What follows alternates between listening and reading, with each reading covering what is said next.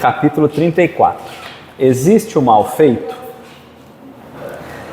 Será possível alguém encomendar aos espíritos uma carga de males para prejudicar a terceiros, a quem odeie, que sejam seus desafetos, de quem se queira vingar? Então nós não ouvimos falar que determinadas religiões ou determinadas linhas de pensamento encomenda trabalhos, oferendas para poder fazer o mal para alguma pessoa? Nós não ouvimos isso? Isso existe ou não existe?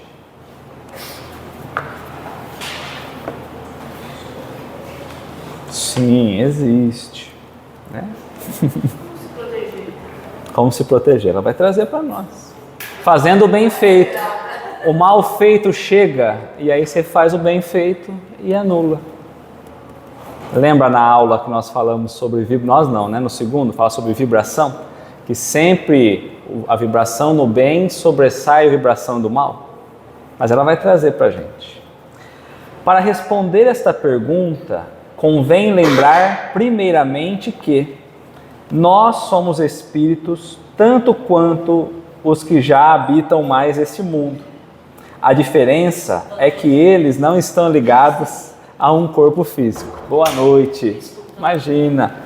Então nós também somos espíritos. Aqueles que estão no plano espiritual já estiveram anteriormente em um corpo físico. Qual é a diferença de um espírito para nós? Que eles não possuem mais corpo físico. Só isso, tá? Tanto eles como nós podemos agir no campo fluídico espiritual e no campo físico material sobre os seres e sobre o meio ambiente. Boa noite. Então nós podemos agir no campo espiritual e no campo físico. No campo físico, movimentar um objeto. Nós podemos fazer uma prece e alterar o campo fluídico em torno de nós? Podemos. Direcionando coisas boas para quem precisa? Podemos. Ou os espíritos desencarnados também podem? Também podem. Tá?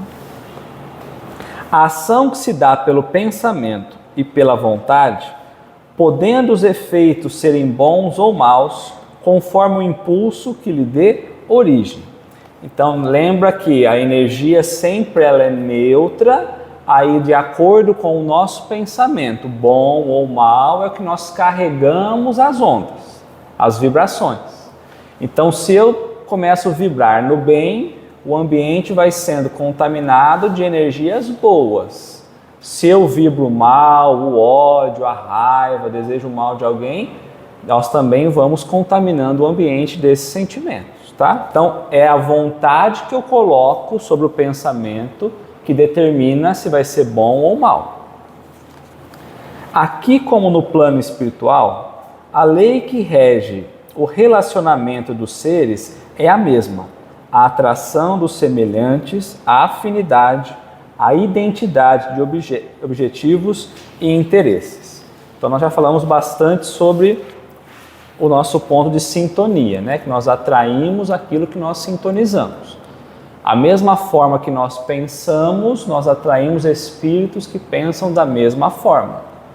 Se nós falamos em algo que fazem para nós, o mal feito, eu só vou assimilar aquela energia se eu vibro naquela energia. Se eu não vibro, não. Tá? Feito estes lembretes, podemos afirmar em resposta à indagação que dá título a essa página. Sim, é possível alguém encarnado aliar-se a um ou mais espíritos para produzir o mal contra uma terceira pessoa. O que produzirá o mal não será a forma material utilizada, os objetos utilizados para o despacho, mas os pensamentos e sentimentos emitidos antes, durante e depois da sua preparação. O que age não é a matéria inerte, e sim o espírito encarnado ou o desencarnado ou ambos. É o espírito que impregna de fluidos os objetos e endereça pensamentos destruidores sobre a pessoa visada. Por que que há oferenda? Por que que há objetos que é colocado lá? Porque os espíritos que ainda estão dedicados a fazer o mal, eles buscam viver essas sensações. Como eu preciso de um favor, preciso que esses espíritos me auxiliem a fazer o mal a alguém, aí faz oferendas para que eles sintam essas sensações, tá? A pessoa avisada será atingida pelo mal feito? A mensagem chegará até o destinatário.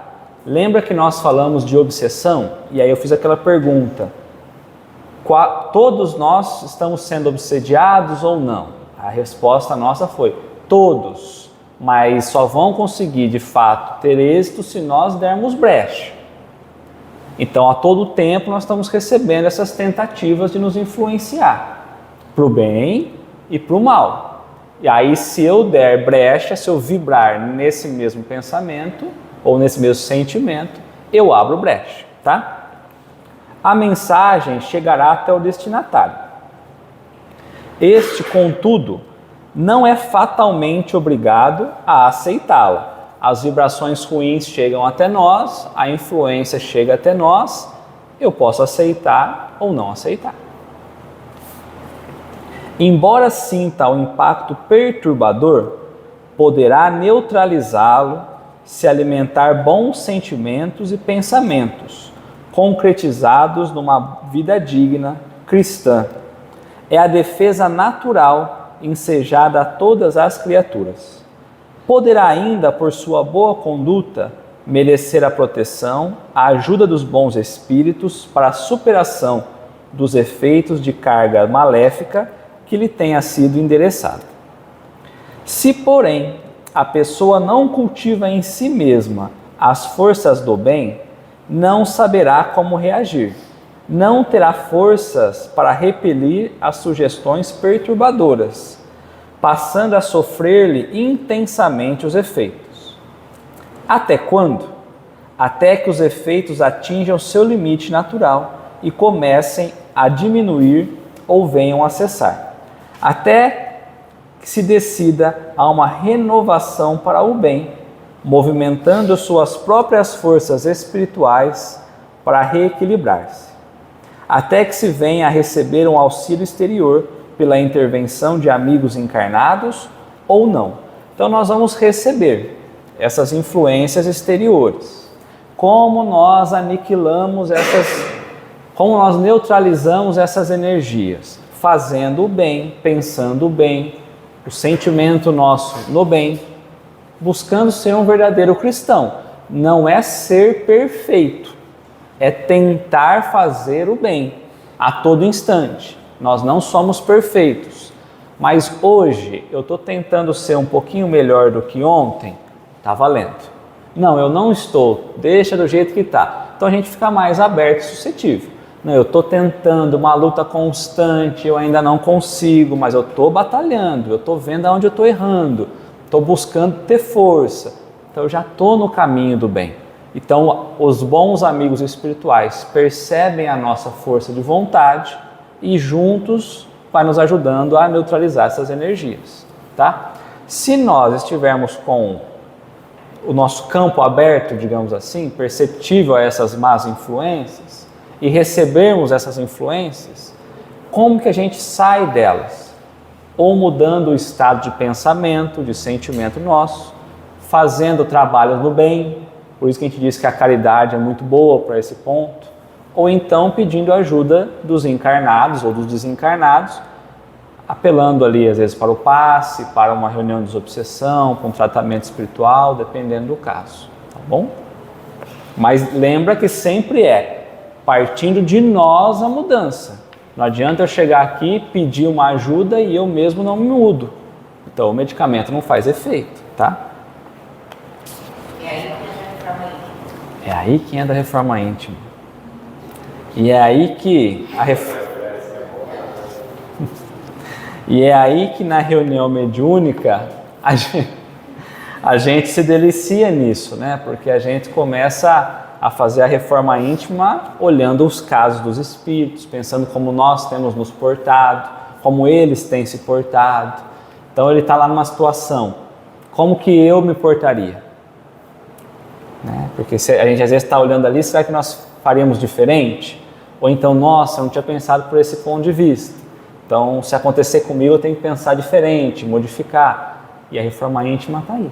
Então, hoje teve um amigo nosso que estava falando sobre reunião mediúnica.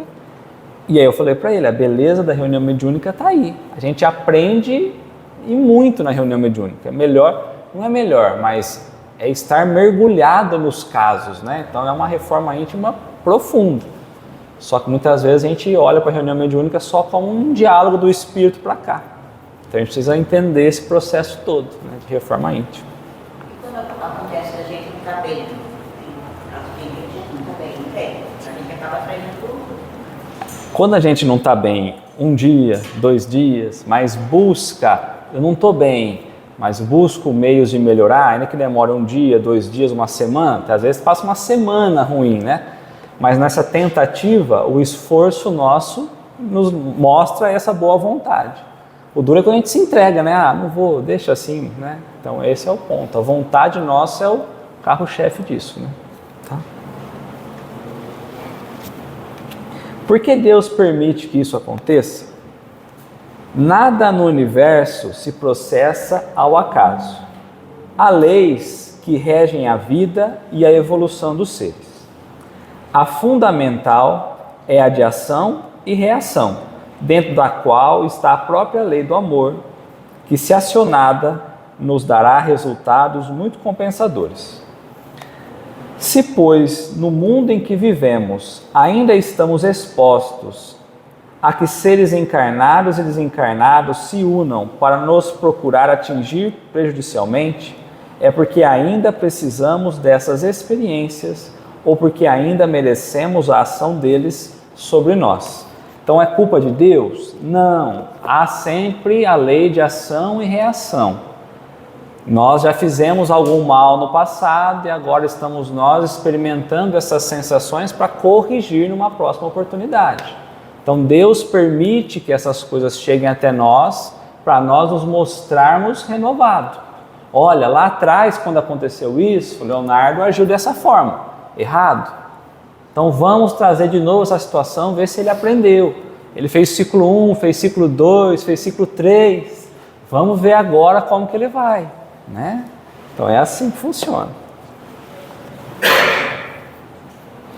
Quando aprendermos a manter um estado de alma equilibrado sempre, sem mais possibilidade de ceder aos impactos perturbadores aqui ou no além, estaremos vitoriosos e em paz.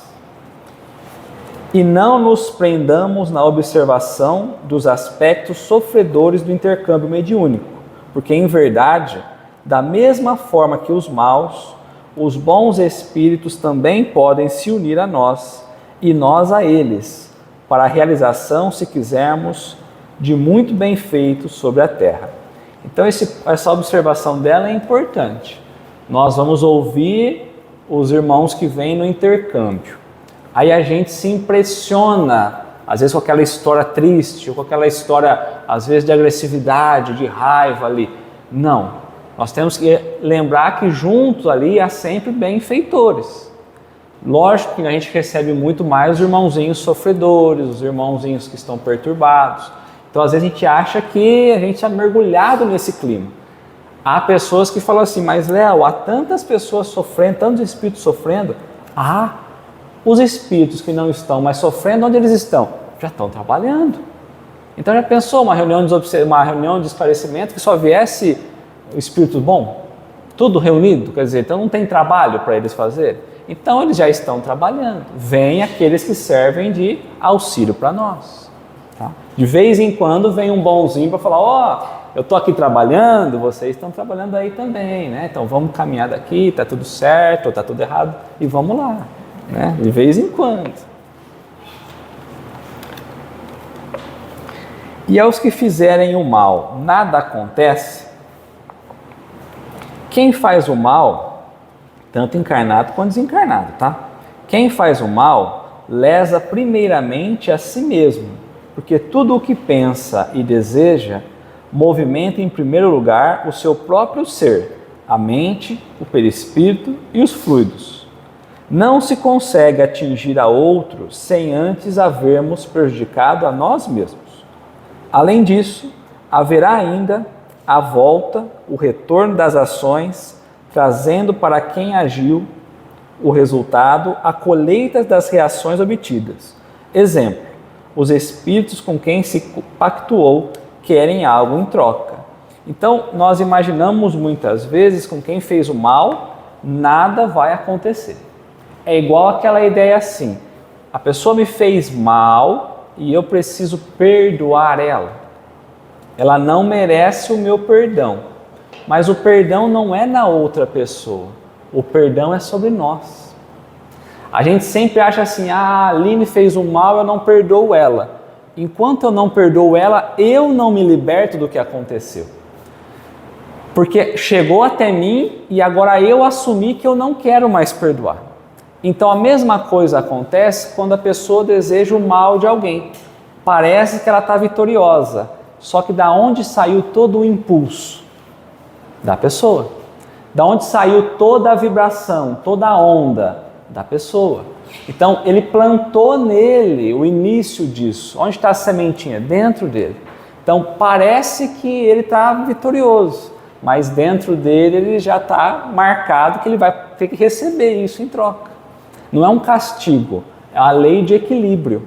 O que a gente faz no outro pratinho da balança chega.